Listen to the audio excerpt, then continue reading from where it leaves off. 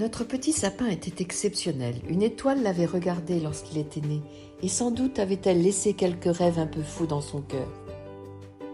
Petit sapin ne savait pas encore tout cela. Son cœur était pur comme l'eau des torrents, et chaque nuit de marche le rendait plus heureux. Le chemin était dur, mais le bonheur se glissait dans son épais manteau. Ses épines se redressaient, et il se sentait une force à conquérir le monde. Le jour, il se reposait, caressé par le soleil, après avoir croqué quelques flocons de la neige qu'il gardait précieusement dans son sac. Au matin, il arriva dans une grande étendue, déserte jusqu'au bout des yeux. C'était la première fois qu'il quittait la forêt, et cette plaine immense où le soleil se levait comme un roi splendide lui coupa le souffle. Il ne pouvait plus respirer, tant le ciel était beau. Il resta là, immobile, et ses larmes se mêlaient à la rosée du matin. Comme il avait eu raison de partir, comme la terre était belle. Il continua à marcher des nuits, et sa liberté toute neuve lui donnait des ailes. Il arriva bientôt non loin d'un village et se sentit devenir très timide.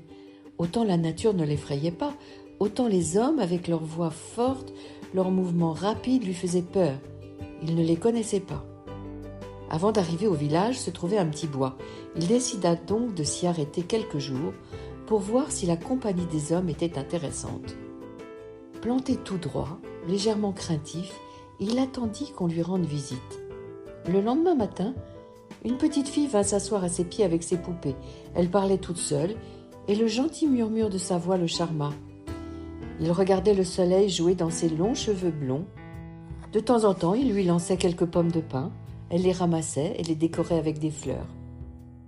Gambadant comme un jeune cabri, son frère vint la rejoindre. Il regarda Petit Sapin et décida de grimper dans ses branches. Levant la tête et fronçant les sourcils, il entreprit son escalade.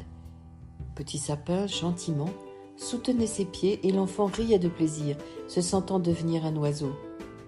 Le soir venu, il les vit partir la main dans la main, elle veillant sur lui et lui s'échappant sans cesse, sautant, chantant, se roulant dans l'herbe qui sentait bon.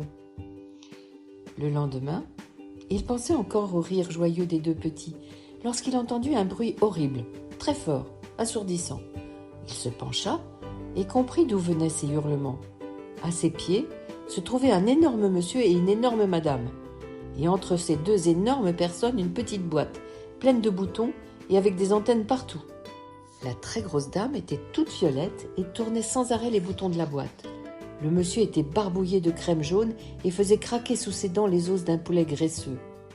Leurs yeux étaient enfoncés dans leur tête et leurs joues retombaient sur leurs épaules, et leur ventre était posé sur leurs genoux comme un gros ballon.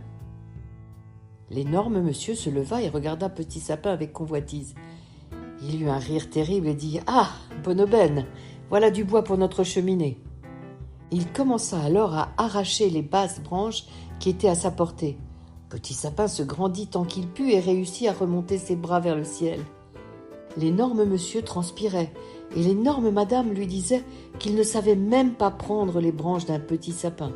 Ils commencèrent à se disputer et, emportant la boîte de musique hurlante, rejoignirent leur voiture pleine de fumée. Petit Sapin les regarda partir avec bonheur, et le calme du soir vint doucement soigner ses blessures. Petit Sapin avait bien aimé la compagnie des enfants, mais ce qu'il avait vu des adultes le laissait très perplexe. Bien sûr, il devait y avoir des gens moins gros et moins désagréables, mais il n'avait plus très envie de connaître les hommes. Les paysages variés à l'infini qu'offrait le monde lui suffisaient. Il sentait qu'une seule vie serait bien courte pour tout découvrir.